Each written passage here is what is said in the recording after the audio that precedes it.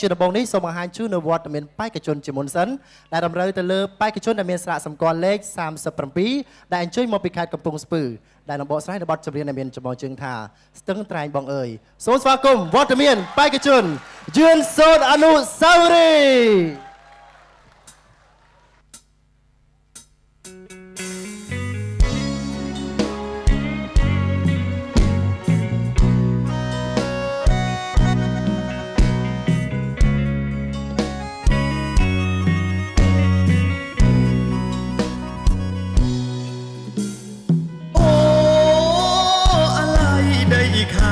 ស្ទឹងត្រែង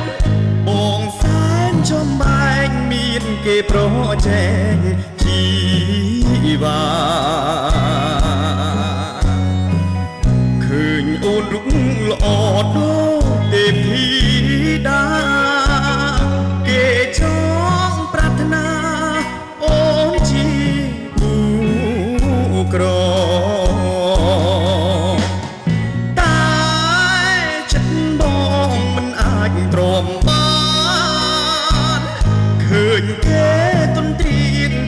ចង់ឆ្លៀនពៀន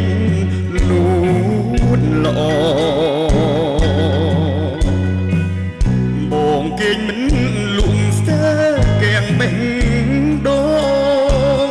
យប់ថ្ងៃសៅមកនឹមនួនបើប្រត់ពីស្រីអូអាឡៃសៀមបាងស្ទឹងត្រែងបងអើយបងមិនព្រមឡើយឲ្យអូនទៅគេទោះមួយជុំហ៊ានបងត្រូវស្លាប់ក៏ព្រមដែរមិនអាចឲ្យអូនទៅគេព្រោះតែក្តីស្នេហ៍ពេញព្រៀបបេះដូងអោសៀមបាងស្ទឹងត្រែងបង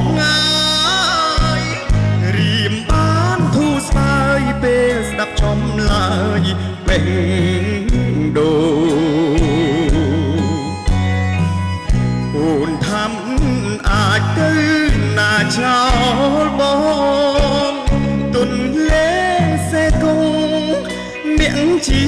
ស័ក្តិសិទ្ធិស្នេហ៍យើង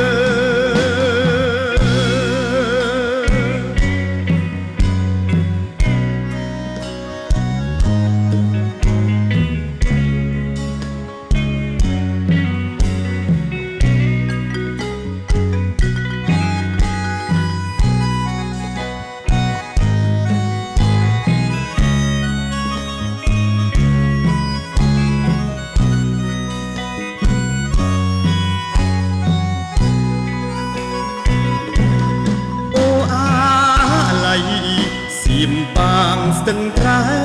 ងបងអើយបងមិនព្រមឡើយឲ្យអូនទៅគេទោះមួយជុំហ៊ានបងត្រូវស្លាប់ក៏ព្រមដែរមិនអាចឲ្យអូនទៅគេព្រោះតែក្តីស្នេហ៍ពេញព្រៀបបេះដូ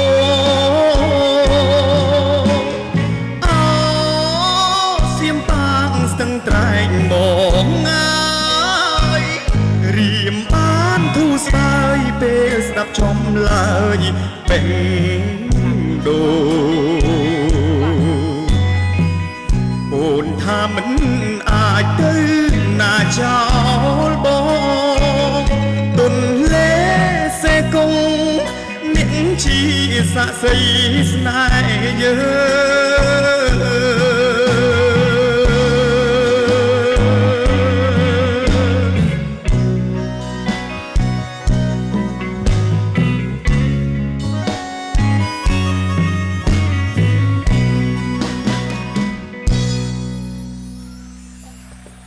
ព្រោះទេបងប្អូនសូមកម្លាំងចិត្តជូនអនុស្សាវរីយ៍ខ្លាំងម្ដងទៀត